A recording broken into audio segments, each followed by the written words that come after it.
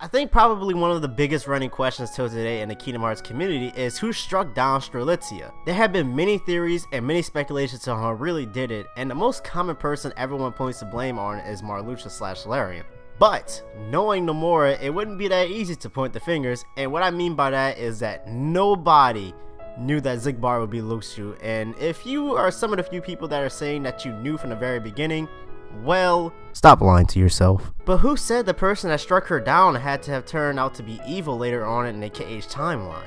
Maybe it could have been someone that's pure but has a dark side to himself. Yes, I am saying that maybe it was Ventus that struck her down, and that's what we'll be talking about on how and why Ventus struck down Strelitzia.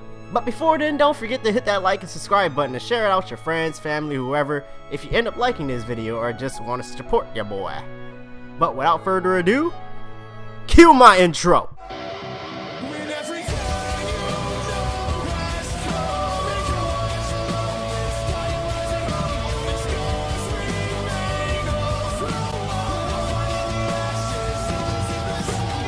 So yes, we are going full Nomura style here, and we are going to point the finger at the least suspicious person in the Union X timeline. But you might be saying, why would Ventus do this since he really has no grudge against her, nor does he really have a motive behind this? Well, to put it bluntly, yes he does, but he doesn't really realize it yet. Ventus comes off as probably one of the nicest and down-to-earth characters in the series, following right behind Sora. But let's not forget he does have a dark half, or should I say a negative side, in Ventus. Well, technically he didn't really have a name back then, but it's whatever.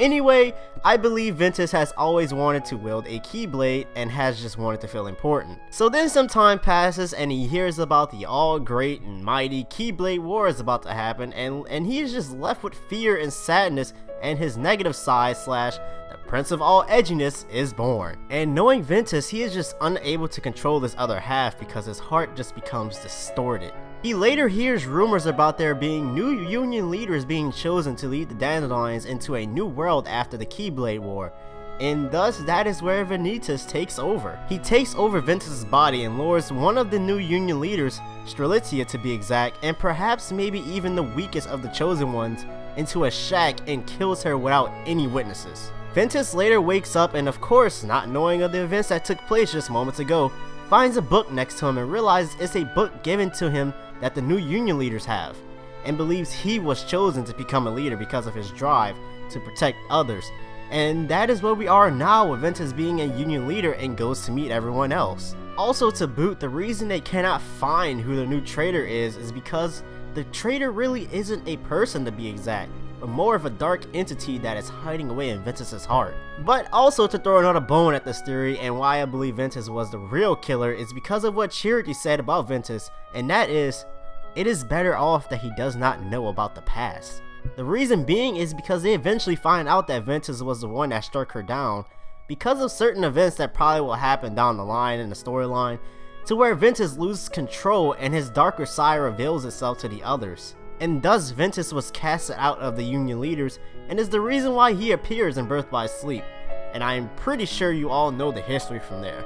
If not, then I will quickly summarize it into the best that I could, and that is where Xehanort found Ventus lying around unconscious, which is the very state he was on Destiny Island where Ventus first summons his current Keyblade, the Wayward Wind. And Xehanort, seeing the killer instinct slash darker side in Ventus, he trains him to fully give in to his darker side. And of course, Ventus refuses, and thus Xehanort ripped out his darker half and named him Ventus. Bam boom!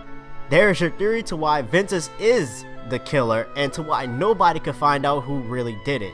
So that's the end. I hope you all enjoyed this theory that I put together. It really wasn't much because there's not much we can really go off of besides that Ventus has a darker side, and that's really all of the clues we really have because they take forever to update the story, but it's whatever.